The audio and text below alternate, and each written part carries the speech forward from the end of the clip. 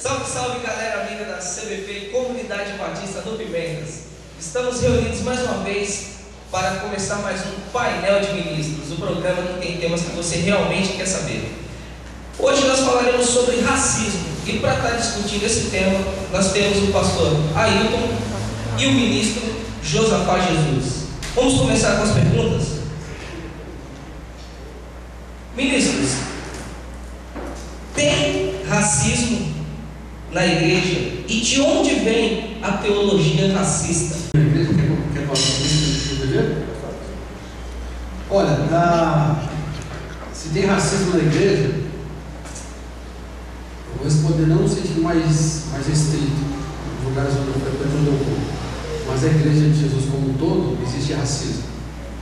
Outra pergunta qualquer vez, uma dessa? De onde vem a teologia racista? Existe uma teologia chamada teologia racista, ou teologia negra, que parte basicamente do único texto da palavra, aquele texto onde o irmão de Abel, Caim matou Abel, o irmão dele, Caim o assassino. Depois que ele mata o irmão, Deus joga uma maldição sobre ele. Ele daria então, a partir de então, como consequência do seu pecado, do seu crime, ele é perambulando pelo mundo, ele é perseguido, etc. E no meio da fala de Deus, quando Deus lança a maldição sobre ele, Deus disse que colocaria um sinal sobre ele. E a partir de uma leitura desse texto, sendo que foi colocado uma marca, um sinal, um símbolo sobre ele, então se desenvolveu um pensamento, eu diria nem que seja uma teologia, uma doutrina, muito fragmentada, muito frágil, a argumentação em cima, e a sua em cima desse texto, desenvolveu-se então um pensamento de que existem pessoas que têm uma marca ruim em suas vidas, por conta de um antepassado comum, pecaminoso, e os descendentes desse antepassado então serão as pessoas negras. Hoje, pagos, ou negros, descendentes, é que tivesse no sangue misturado também o sangue do Caim. Então, a partir desse texto bíblico, principalmente, basicamente, se desenvolveu toda uma teologia, todo um pensamento em cima, né?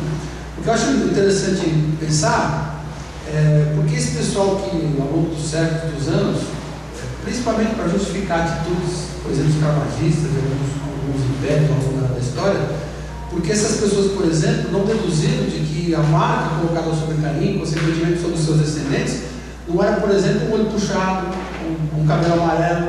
Quem garante que a marca era uma mancha na pele e a pele negra?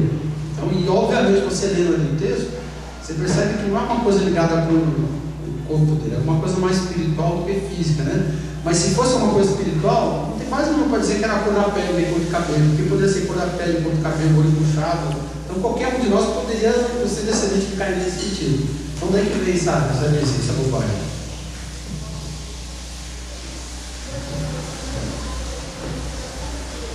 Bom, se existe racismo na igreja, eu creio que ele existe de forma camuflada, né? Eu nunca presenciei racismo na igreja, mas eu creio que ela existe de forma camuflada. Às vezes, naquele sentido, que o irmão ele trata a pessoa de uma forma diferente das demais, e nós não sabemos o que está implícito, né? Pode ser qualquer outra questão, inclusive o racismo. Então, eu creio que ela existe de forma camuflada, não tão como ocorre com a sociedade em si, que geralmente também sempre de tudo. Não tive essa intenção, enfim, mas na igreja ocorre.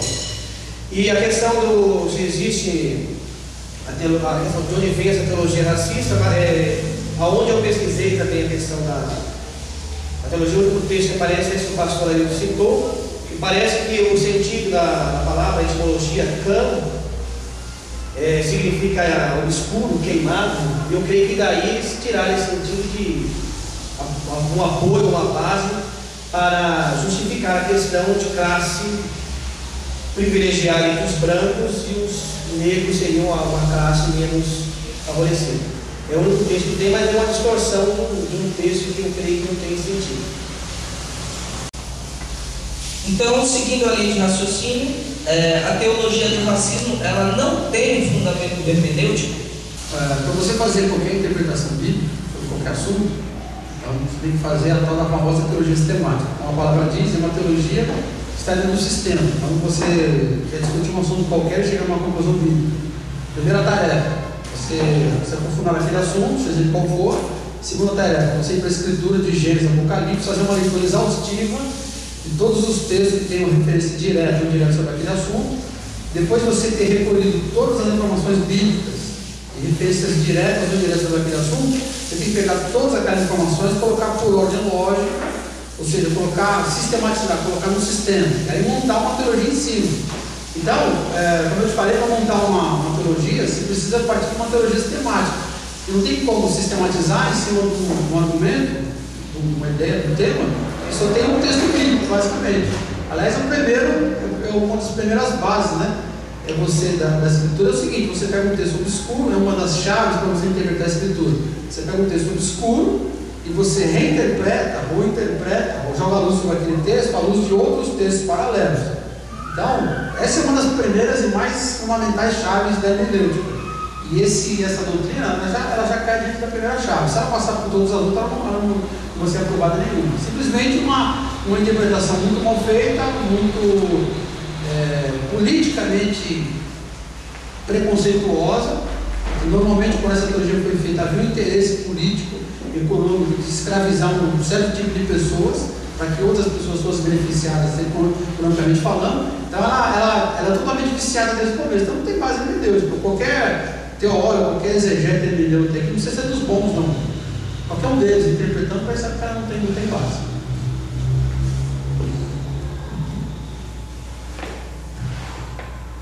Realmente, se nós pegarmos outros textos e verificarmos a questão para poder justificar a questão do racismo, não tem base. Por quê?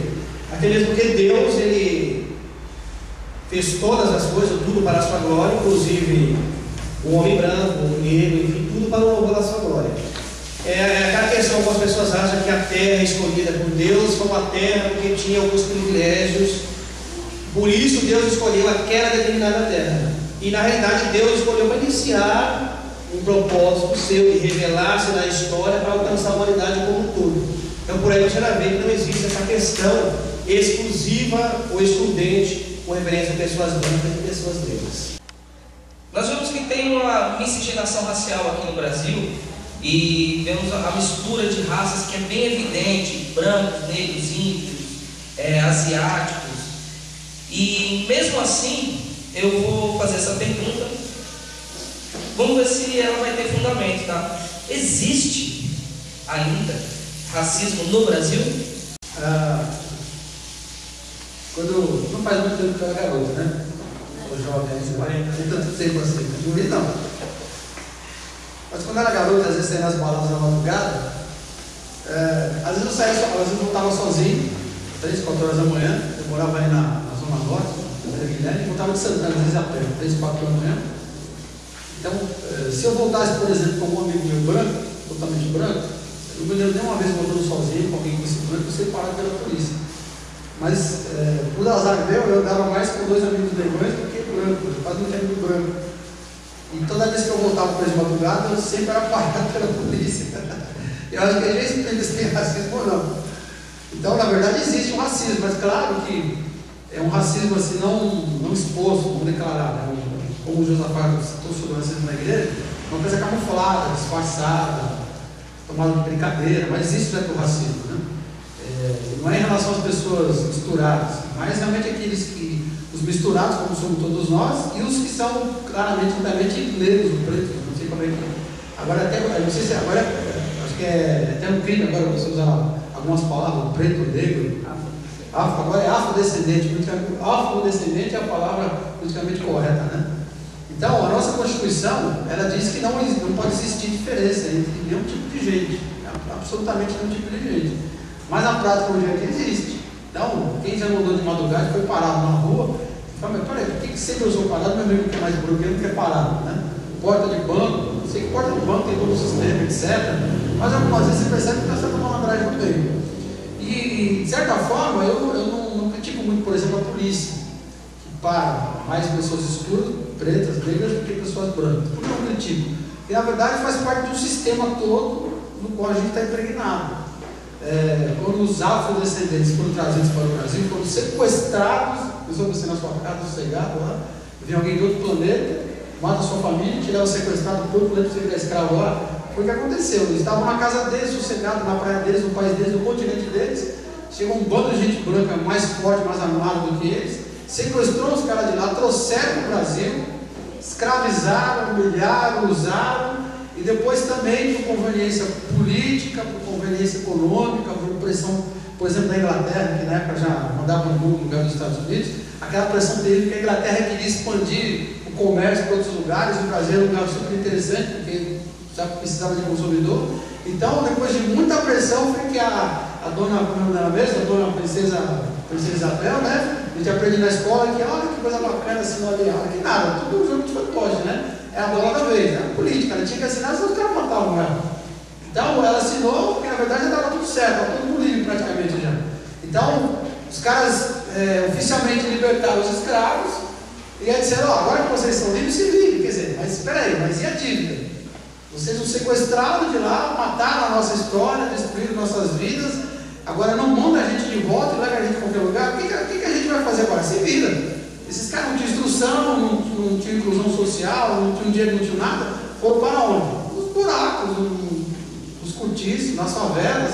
E aí, consequentemente, por uma questão histórica, numericamente falando, há mais pessoas afrodescendentes nos guetos de pobreza do que nos lugares de gente rica. Por quê? Porque são melhores do que outros? Não. Porque ao longo da história foram forçados para essas circunstâncias. Agora, felizmente, já está mudando um pouco, né? E já tem, por exemplo, um ministro lá do alto Estado Federal Brasileiro que é negro, uns tempos atrás nem era pensado, né?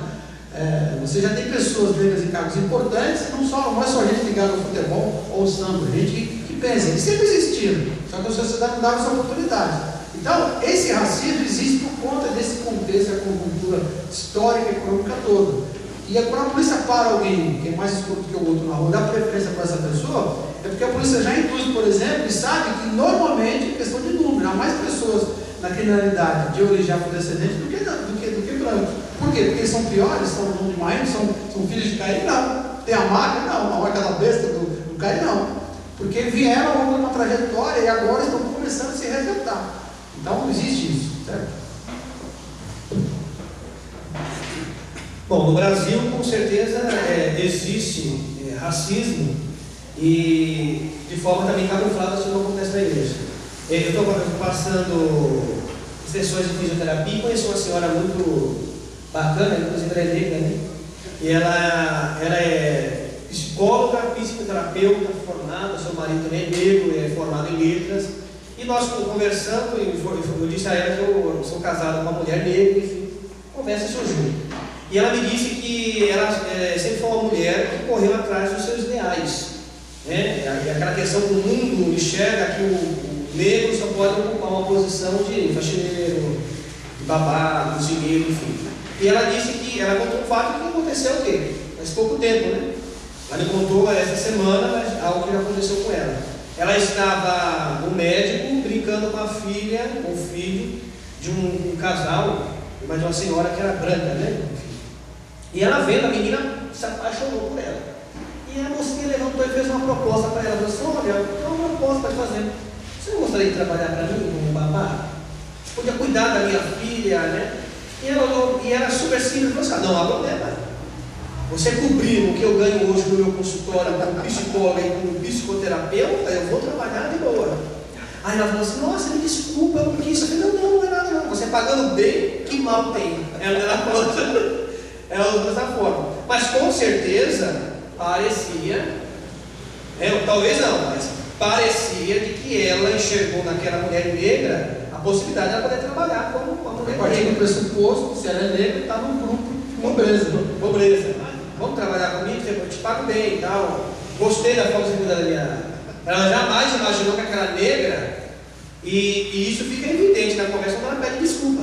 Desculpa, não quis. Já imaginou uma negra exercendo uma função, sei lá, uma posição, ela tem o seu consultório próprio, mora num triplex na Vila Augusta, avaliado em torno de 450 mil reais que ela está vendendo. Então as pessoas não imaginam hoje um negro ter uma posição ou ter bens como era no ano passado. Então existe sim no Brasil.